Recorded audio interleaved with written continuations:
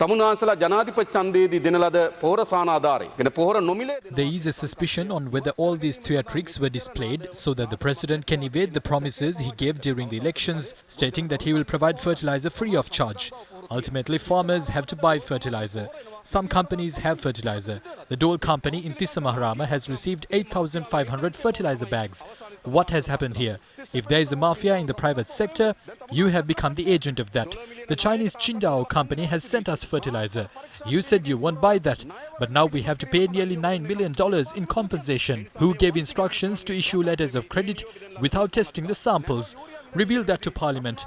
The administration that issued these orders must pay compensation and not the country. Who are you paying when obtaining nano urea?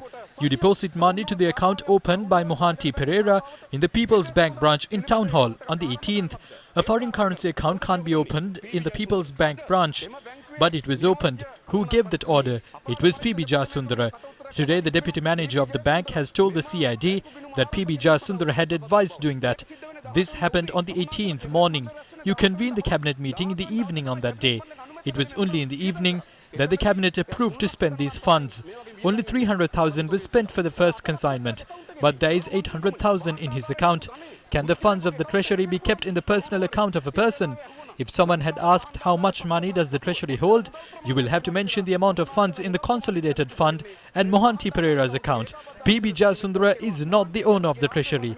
PB Jasundara is the reason for the country's current economic plight. He is behind these deals. Ask him whether he did not speak to the People's Bank to open this account. He had spoken twice. What I have heard is that even Mahindananda Alutgamage had spoken at noon. You can reject that if there wasn't anything like that. On the 8th of October last year, Siddhika Senaratne of the Sri Lanka Standards Institute had issued a letter. It said that 18,000 metric tons of TSP were below standards. She is the Director General of the Sri Lanka Standards Institute. She had issued a letter to release these stocks of harmful fertilizer. The decision was made at a meeting with PB Jasundara. The National Fertilizer Secretariat's director had then written to Ceylon Fertilizer Company Limited's general manager. PB had then written a letter saying he had not made that decision. On the 3rd of November last year, the president had instructed to release fertilizer stocks containing heavy metals like arsenic, lead and chromium. All these days you are pointing the finger at the fertilizer mafia and the businessmen. But it is the government that is behind this. Some meetings were chaired by the president. President Secretary PB Jasundara had chaired some other meetings. Several ministers linked to this and several other officials profited from this situation. On the other hand, chemical fertilizer is now being imported. That's the result of the organic fertilizer revolution. විශ්වාසනීය අදාස සංකල්පය පවා තමුන්වහන්සලා දූෂණ ලක් කරලා තිබෙනවා. පදනම් විරහිත එල්ල කරන අභූත චෝදනා. We couldn't provide organic fertilizer to farmers as planned because there were unsubstantiated allegations. The organic fertilizer ship is at sea for more than 70 days. China, which had a good relationship with us during good and bad times as a brother and a friend, is now having a sour relationship with us. The Sri Lanka Standards Institute says there are no harmful microorganisms and that it can be allowed into the country. But the National Plant Quarantine Service, operating under the same government, says it contains harmful bacteria. When two state laboratories are releasing contradicting reports, China expresses its frustration to us. Regardless of what decision is made, the ties between both our countries must be protected. It's important to do that. Although we needed 1.8 million 500 milliliter bottles of nano nitrogen, we could only import 189,000 bottles. We have only paid for about 100,000 bottles. However, some are creating false statistics and leveling false allegations against us on acts of corruption that never took place. නොකල හොරකමක් ගැන බොරුවට අපිට චෝදනා කරනවා. මේ සාටක පෝෂක නාඩගම නටපු In May, the Rajapaksas appointed a special task force under Basil Rajapaksa. There are 5 cabinet ministers in that task force. There is a governor and 14 state ministers as well. Businessman Dilip Javira and the Government Medical Officers Association's president, Dr. Anuruddha Padaniya, are also a part of the task force. That is how they mark the beginning of messing up while trying to implement green agriculture. After a few days, the decision to appoint this committee was reversed. Another committee chaired by Vijit Valikala, the chairman of Wild Holidays, was then appointed. Agriculture experts were not even included. Businessmen Muhammad Ali Junaid, Chinika Atapattu and Herman Gunaratne made decisions on agriculture. Did this committee fulfill its responsibilities or not? Did the Presidential Task Force execute its duties or not? When the harvest has reduced and when there is a massive loss to the country, won't the members of these committees bear responsibility?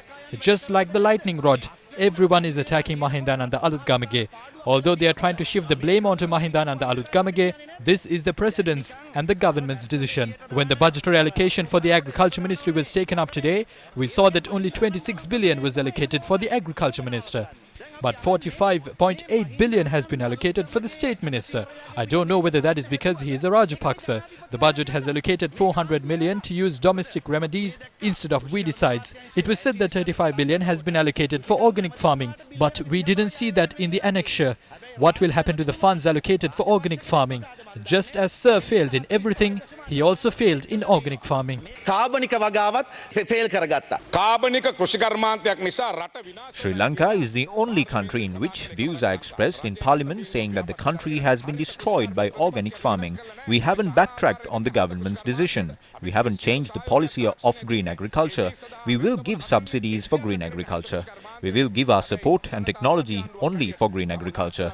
But as a government that feels for the people, we allowed chemical fertilizer to be imported as there were calls for that.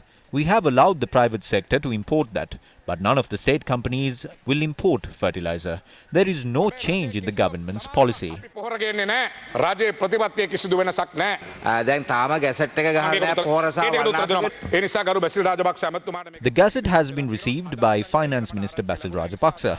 I heard that it would be signed today. The gazette will be issued tonight. It won't be released by my ministry, but instead the Finance Ministry. We prevented 100 billion rupees from flowing out of the country, but no one speaks about that. Anura Kumara Dissanayake questioned how letters of credit were opened before fertilizer was imported.